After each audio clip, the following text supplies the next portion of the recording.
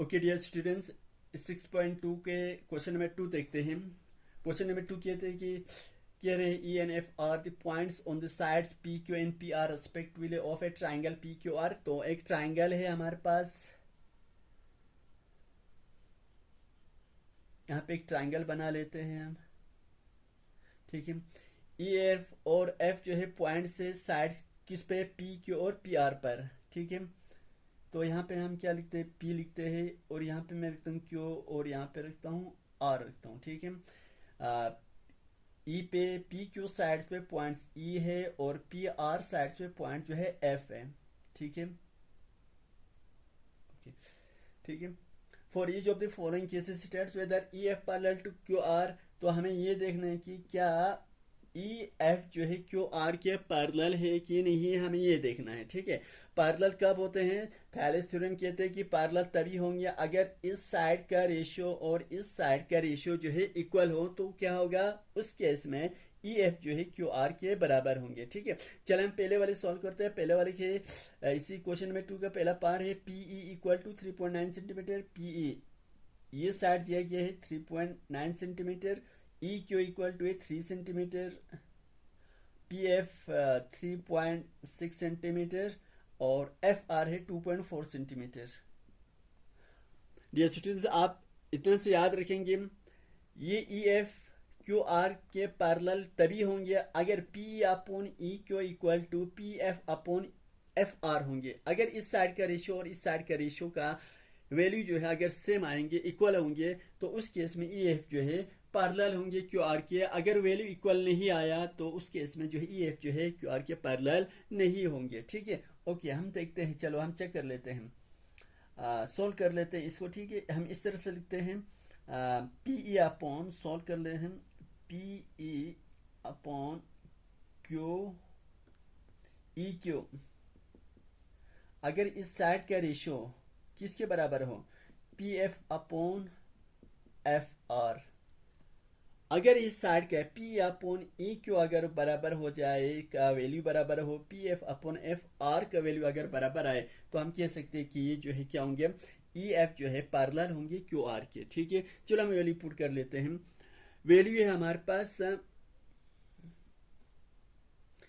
PE है 3.9, okay, ई Q है 3 centimetre, 3 equal to P F 3.6 और एफ आर 2.4 है। ठीक है, इस बात क्लियर है। ओके, चलो हम सोल्व कर लेते हैं इसको फर्दर। यहां से मैं कर लेता हूं, इस पॉइंट को खत्म करते हैं। ऊपर क्या है, 3.39 है। 3.39 को अगर मैं क्या कर दूं, 3 से डिवाइड करते हैं। 3.9 को 3 से डिवाइड करना है, क्योंकि नीचे जो नंबर उस ऊपर वाले नंबर को उससे डिवाइड करना है। देखिए 3 1 3 आ गए। ओके, आप 9 को नीचे उतारे, 9 जो पॉइंट के बाद आ रहे, तो आप ऊपर पॉइंट लगा दीजिए, 9 आया, 3 3 9। ओके, इतने से बात क्लियर है। ओके, तो कितना आया, 1.3 आ गए। तो ये आ गया 1.3 इक्वल टू 36 है। 36 के बल्ले पे हम क्या लिखते हैं, 36। 3.6 के बल्ले पे हम लिखते हैं 36, और नीचे लिखते हैं 2.4 के बल्ले पे हम सीधा 24 लिखते हैं, 24। ठीक है, पॉइंट को खत्म करते हैं, मैंने पहले बता दिया। इस तरह से मैं यहाँ पर आप मैं अगर दिखा दूँ, 3.6 है और नीचे 2.4 है, इस तरह से पॉइंट के बल्ले पे 1 लगा दीजिए और 4 के बल्ले पे 0 लगा दो। ऊपर भी आप यही 10 से मल्टीप्लाई कर देंगे। डिनो के हिसाब से हमें करना है ये सॉल्व। ठीक है, 10 न्यूमरेटर को नहीं लेंगे बल्कि डिनो से के हिसाब से हम करना है। ठीक है, डिनो में पॉइंट के बल्ले पे 1 लिखेंगे डिनो में, और पॉइंट के बाद जो नंबर उसके बल्ले पे एक 0 लगा देंगे। तो 3.6 को 10 से मल्टीप्लाई करते तो ये हो जाएंगे 36.0, और 2.4 को जब हम 10 से मल्टीप्लाई करते तो ये आते हैं 24.0 आ गया। तो पॉइंट के बाद 0 है, तो पॉइंट के बाद 0 आप लिखो ना लिखो, वैल्यू में कोई चेंजेस नहीं होता है। ठीक है, तो यही लिखा हमने यहाँ पे 36/24 आ गया। ठीक है, यहाँ पे ओके, 1.3 है इक्वल टू, इसको मैं कट करता हूँ किससे, 3 से कट कर देता हूँ। 3 1 3, 3 2 6, और 3 8 24, 3 8 24 आ गए। फिर से मैं 4 से कट करता हूँ, 4 2 8, 4 3 12, कितना आया, 3/2 आ गए। 2 से 3 को डिवाइड कर लूँ, 2 1 2 आ गए, 3 में से 2 निकाला, 1 बचा।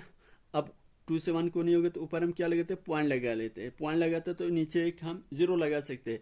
2 2 5 है 10 आ गए, ठीक है। तो इसका जो वैल्यू आ गया हमारे पास 1.5 आ गया। 2 से हमने जब 3 को डिवाइड किया तो ये आ गया है 1.5 आ गया। Is not equal 1.3 is not equal to 1.5। तो ये दोनों वैल्यू जो है बराबर नहीं आया, तो हम कह सकते हैं कि hence E F is not parallel to Q R. E F जो है क्यू आर के पैरेलल नहीं है, सिंस क्यों नहीं है, since P E upon E Q is not equal to P F upon F R.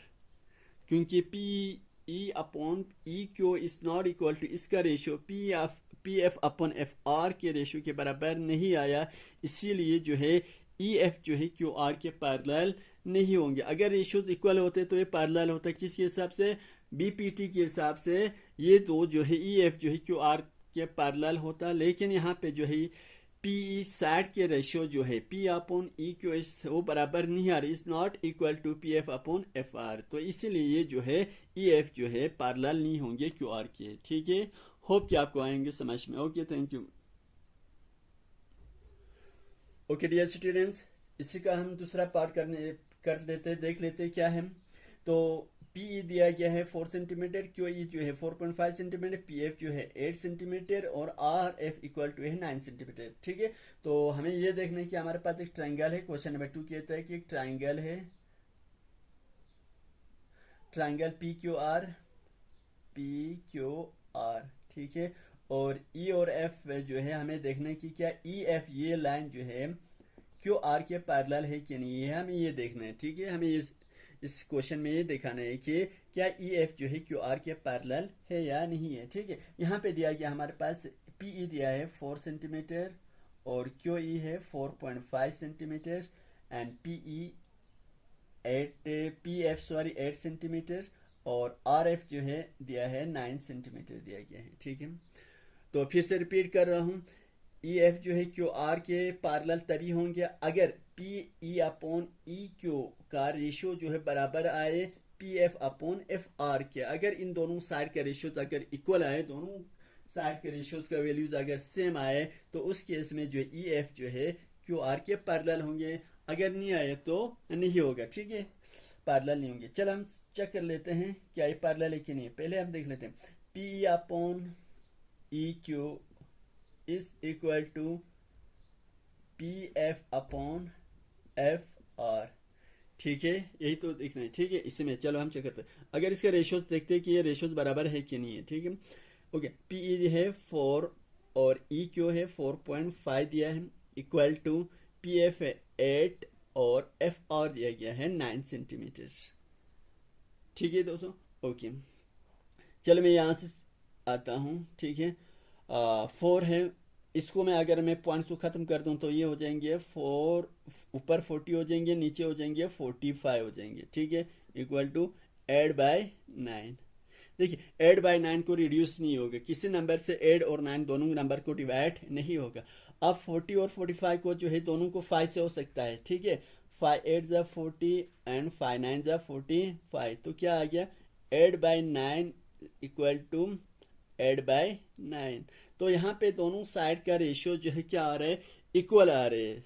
तो हम कह सकते हैं कि hence E F is parallel to Q R. E F जो है क्यू आर के पैरेलल है। क्यों पैरेलल है, पैरेलल इसलिए है, ठीक है, बिकॉज यहाँ पे मैं लिखता हूँ बिकॉज